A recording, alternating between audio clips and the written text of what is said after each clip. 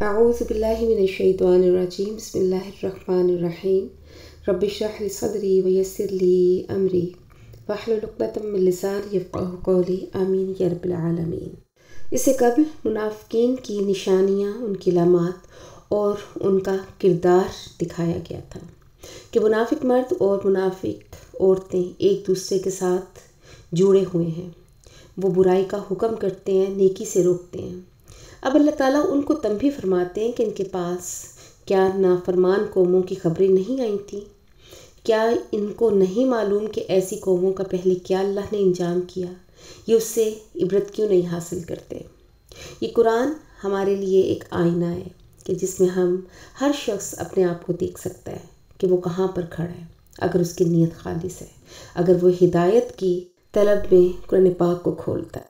یہ قصے کہانیاں نہیں ہیں، یہ سب کردار ہیں جو سے پہلے گزر گئے، اور آج ہم اس دنیا میں موجود ہیں تو کل ہم بھی اساطیر الاولین میں ہی شامل ہو جائیں گے۔ ہم پچھلی گزری ہوئی کہانیوں میں چلے جائیں گے۔ تو اگر آج ہمارے پاس وقت ہے، اگر ہم ان سے عبرت حاصل نہیں کریں گے تو ہمارا بھی انجام وہی ہوگا جو پہلے نافرمان قوموں کا ہوا۔ ان کا انجام کیا ہوا؟ اللہ پاک فرماتے ہیں علم یاتہم، کیا نہیں آئی ان کے پاس نبأ الذین، خبریں ان لوگوں کی من قبلہم جو ان سے پہلے گزرے ہیں، قوم نوح وعاد وثمود، حضرت نوح کی قوم، عاد اور سمود، وقوم ابراہیم اور ابراہیم علیہ السلام کی قوم کی خبر۔ بقول ڈاکٹر اسرار صاحب، وہ فرماتے ہیں کہ یہاں قرآن پاک میں واحد مقام ہے کہ عذاب کے ذکر میں قوم ابراہیم کا ذکر آیا ہے، کہ لگتا ہے کہ اس سے حضرت ابراہیم کی قوم پر بھی کوئی عذاب آیا تھا، مگر صراحتاً پورے قرآن میں اس کا ذکر موجود نہیں ہے، لیکن اس آیت سے اشارہ ملتا ہے کہ ان کی بھی قوم پر کوئی عذاب آیا تھا۔ حضرت نوح کی قوم کو سیلاب نے تباہ و برباد کیا جب انہوں نے اللہ کی نافرمانی کی۔ اسی طرح قوم عاد کہ جنہوں نے حضرت ہود کی مخالفت کی تو اللہ تعالیٰ نے ان پر تیز ہواؤں کو چھوڑ دیا جو 7 دن اور 8 راتیں اس رفتار سے چلیں کہ ان میں ایک بھی شخص نہ بچا۔ پھر قوم سمود کہ جس کو زلزلے نے ایک چیخ نے آ کر پکڑ لیا کہ ان کے جگر پھٹ گئے، ہر چیز تہہ و بالا ہو گئی۔ پھر اس آیت میں آ کے ذکر ہے اصحاب مدین کا، اصحاب مدینہ اور مدین والوں کی خبر۔ مدین شہر کا نام بھی ہے اور قوم کا نام بھی۔ ان کی طرف حضرت شعیب مبعوث ہوئے اور انہوں نے بھی جب اللہ کی نافرمانی کی تو گرمی کا عذاب ان پر مسلط کیا گیا، اور پھر یہ ایک بادل کے ٹکڑے کے نیچے آ کر کھڑے ہوئے جہاں تھوڑی سی ان کو ہوا میسر آئی ٹھنڈی، سب قوم وہاں پہ جمع ہو گئی، اور پھر اللہ تعالیٰ نے اس بادل سے آگ کے شعلے برسائے اور سب کے سب ہلاک ہو گئے۔ آگے فرمایا والمؤتفقات جعلنا عالیہا سافلہا، اور ان بستیوں کی خبر جو الٹ دی گئی۔ یہ حضرت لوط علیہ السلام کی قوم کا ذکر ہے کہ جن کے بارے میں قرآن میں ہے کہ جعلنا عالیہا سافلہا، کہ حضرت جبرائیل امین نے زمین پر اپنا پر مارا اور زمین کو اٹھا کر الٹا کر دیا اور سب کے سب ہلاک ہو گئے۔ پھر آگے فرمایا کہ اتتہم رسلہم، آئے ان کے پاس ان کے رسول بالبینات، واضح دلائل کے ساتھ، فما کان اللہ، پس نہیں تھا کہ اللہ تعالیٰ لیظلمہم، ان پر ظلم کرتا، ولیکن کانوا، اور لیکن تھے وہ، انفسہم یظلمون، اپنی جانوں پر ظلم کرتے۔ تو ان قوموں کا ذکر کر کے اللہ نے بتا دیا کہ ان کی نافرمانیاں ہی ان کی سزا کی وجہ بنی، ورنہ اللہ تعالیٰ کسی پر رائی کے دانے برابر بھی ظلم نہیں کرتا۔ اب اللہ تعالیٰ آگے مومنین کی کچھ صفات بیان کر رہے ہیں کہ مومن کا کردار کیسا ہوتا ہے۔ والمؤمنون والمؤمنات، اور مومن مرد اور مومن عورتیں، بعضهم اولیاء بعض، بعض ان میں سے بعض کے دوست ہیں، ایک دوسرے کے ساتھ محبت، خیرخواہی اور ہمدردی ان کا کام ہوتا ہے۔ اور یہ کیا کرتے ہیں؟ یأمرون بالمعروف، وہ حکم کرتے ہیں نیکی کا، کہ جس طرح سے وہ خود نیک اعمال سر انجام دیتے ہیں، وہ چاہتے ہیں کہ سب لوگ اسی طرح سے نیک کام کریں۔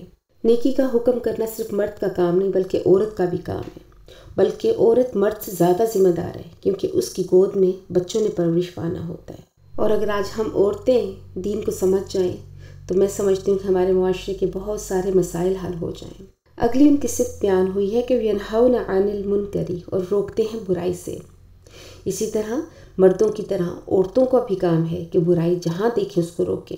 وَيُقِيمُونَ الصَّلَاةَ اور قائم کرتے ہیں نماز کو، وَيُؤْتُونَ الزَّكَاةَ اور دیتے ہیں زکوٰۃ، وَيُطِيعُونَ اللَّهَ وَرَسُولَهُ اور وہ اطاعت کرتے ہیں اللہ تعالیٰ کی اور اس کے رسول کی۔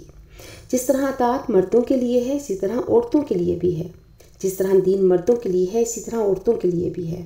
پھر ایسے لوگوں کے لیے اللہ پاک نے فرمایا کہ اولئک یرحمہم اللہ، یہی لوگ ہیں کہ ان پر اللہ عنقریب رحم فرمائے گا۔ ان اللہ عزیز الحکیم، بے شک اللہ غالب ہے اور حکمت والا ہے۔ اللہم ربنا جعلنا منہم، اب اس وعدے کا ذکر ہے جو اللہ تعالیٰ نے ان اعمال کے جو لوگ ہیں مومن ہیں ان کے ساتھ کیا۔ اللہ پاک نے یہ وعدہ کیا کہ وعد اللہ المؤمنین والمؤمنات، اللہ تعالیٰ نے وعدہ کیا ہے مومن مردوں کے ساتھ اور مومن عورتوں کے ساتھ، جنات تجری من تحتہا الانہار، باغات کہ جاری ہوں گی ان کے نیچے نہریں۔ سرزمین عرب بہت خشک زمین تھی، وہاں پانی بہت بڑی نعمت تھا اور آج بھی ہے، اسی طرح سایہ بھی بہت بڑی نعمت تھا۔ تو اللہ تعالیٰ نے جنت کا مفہوم سمجھانے کے لیے فرمایا کہ وہاں پر گھنے گھنے باغات ہوں گے، جس میں الفاظ آئے کہ ذلًا ذلیلا، وہاں نہریں ہوں گی تاکہ لوگ آسانی کے ساتھ اس عیش کا تصور کر سکیں جو ان کو جنت میں میسر ہوگی۔ اور جیسے سورہ نحل میں فرمایا کہ وَلَهُم مَا يَشْتَهُونَ، اور ان کے لیے جنت میں جو کچھ ہوگا جو وہ چاہیں گے ان کو ملے گا۔ اور پھر فرمایا خالدین فیہا، اور وہ اس میں ہمیشہ رہیں گے۔ وَمَسَاكِنَ طَيِّبَاتٍ، اور پاکیزہ مکانات ہوں گے، فی جنات عدن، رہنے کے باغوں میں۔ پاکیزہ مکانات سے یہ مراد ہے کہ وہاں پر کوئی گندگی، کوئی کیڑا مکوڑا نہیں ہوگا۔ اور جو دنیا کے باغ ہیں ان میں تو کبھی پھل آتا ہے کبھی نہیں آتا، لیکن وہاں پر جیسے سورہ واقعہ میں ہے کہ مقطوعۃ ولا ممنوعہ، کہ نہ وہ قطع کیے جائیں گے نہ وہ روکے جائیں گے، کہ کبھی بھی وہ پھل سے خالی نہیں ہوں گے۔ اور پھر سب سے بڑی نعمت جو اللہ نے فرمائی کہ ورضوان من اللہ اکبر، کہ اللہ تعالیٰ کی رضامندی تو سب سے بڑی ہے۔ اللہ تعالیٰ جس پر راضی ہو جائے اس سے بڑی بات کیا ہو سکتی ہے۔ صحابہ اکرام کو اللہ تعالیٰ نے یہ لقب اور سن دنیا میں ہی عطا فرما دیا تھا کہ رضی اللہ عنہم ورضوا عنہ، اللہ ان سے راضی ہو گیا اور وہ اللہ سے راضی ہو گئے۔ ذالک هو الفوز العظیم، اور یہ بہت بڑی کامیابی ہے کہ اللہ تعالیٰ کی ناراضگی سے انسان بچ جائے، اللہ انسان سے راضی ہو جائے۔ بندہ جب جنت میں پہنچ جائے، جنت کی نعمتیں حاصل ہو جائیں اور اللہ کی رضا حاصل ہو جائے، تو اس سے بڑھ کر کیا ہو سکتا ہے کسی بھی مومن کے لیے۔ تو اللہ پاک تمام مومنین، تمام مومنات کو یہ درجات عطا فرمائے، لیکن یہ ذہن میں رکھیں گے یہ سب حاصل کرنے کے لیے انسان کو محنت کی ضرورت ہے۔ آج دنیا کی زندگی میں اگر ہم کچھ تکلیفیں اپنی ذات پر برداشت کر لیتے ہیں تو آخرت میں پھر ان انعامات کے حقدار ضرور ٹھہریں گے۔ منافقانہ طور پر اسلام سے وابستہ رہنے والے لوگوں میں جو خصوصیات ہوتی ہیں وہ یہ ہیں کہ وہ آخرت سے ان کو کوئی دلچسپی نہیں ہوتی۔ دنیا کی تمام ضروریات، تمام دلچسپیاں ان کے لیے بہت اہم ہوتی ہیں، جبکہ مومن کی زندگی اس کے برعکس ہوتی ہے۔ اور اسی لیے منافق انسان منافق کے ساتھ اور کفار کے ساتھ ہی خوش رہتا ہے، جبکہ ایک مومن کی ہی صحبت کو پسند کرتا ہے۔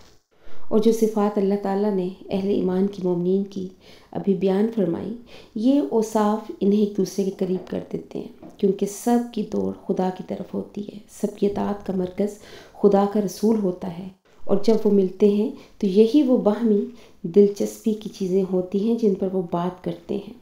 اور جیسے اللہ پاک نے بھی کہا کہ قیامت کے دن سب گروہوں کی شکل میں اٹھائے جائیں گے، کہ آپ دنیا میں جس سے محبت کرتے ہوں گے آخرت میں بھی انہی کے ساتھ اٹھایا جائے گا۔ اللہ پاک سے دعا ہے کہ اللہ پاک ہمیں ایسے لوگوں سے جوڑے رکھے جو اللہ کے محبوب ہوں، اور ہمیں بھی وہ اعمال کرنے کی توفیق دے جن کے ذریعے ہم اللہ کو راضی کر سکیں۔ وآخر دعوانا ان الحمد للہ رب العالمین۔